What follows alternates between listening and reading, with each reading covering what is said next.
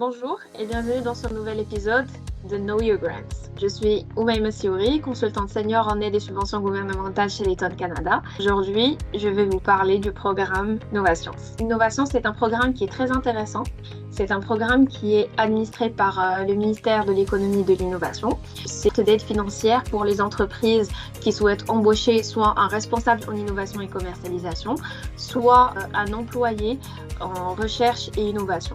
Donc, c'est surtout pour continuer l'innovation et aussi inciter les entreprises à embaucher et à créer des emplois qui sont hautement qualifiés dans le domaine de l'innovation et aussi dans la transformation numérique. Le programme Innovations est divisé en deux volets. Donc, le premier volet est pour le responsable en innovation et commercialisation ou le RIC. C'est un programme qui est destiné plutôt pour les profils ou les postes managériaux. C'est un programme ou c'est un volet qui est très intéressant parce que l'aide financière couvre 50% du salaire du candidat éligible à hauteur de 75 000 $.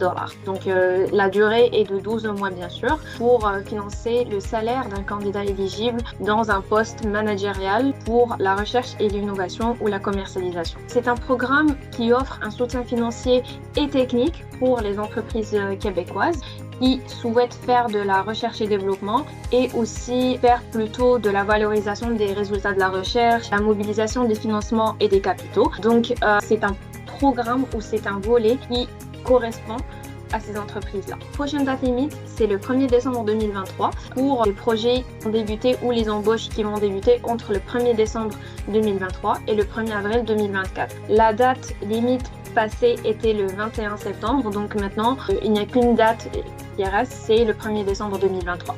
Donc, puisque c'est un programme qui finance les salaires des candidats pour des postes managériaux, il y a certains critères d'éligibilité qui sont requis.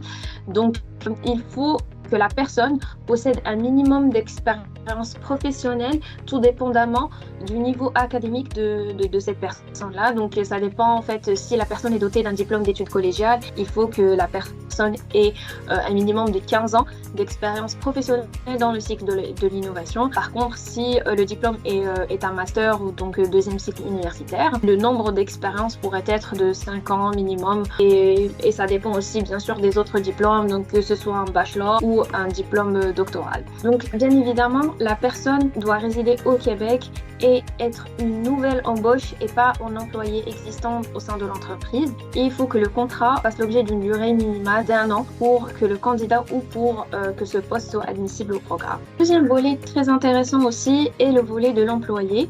Donc, le programme Innovation subventionne les salaires des nouveaux employés ou des employés existants qui travaillent au sein de l'entreprise depuis au plus 18 mois. Donc, c'est aussi pour promouvoir la culture de la recherche scientifique et de l'innovation et aussi la transformation numérique au sein de l'entreprise. Donc, ça pourrait être un projet R&D, donc tout ce qui est ingénierie, conception, programmation informatique, etc.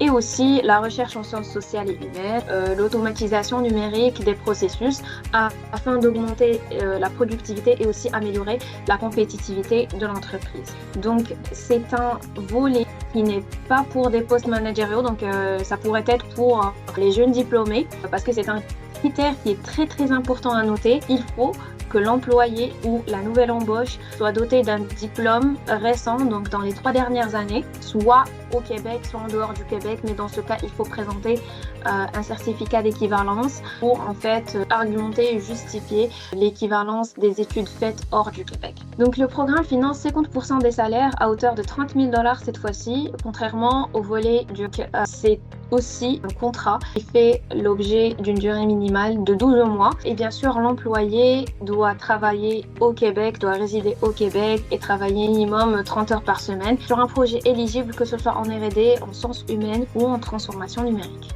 Les dates limites pour le dépôt des projets.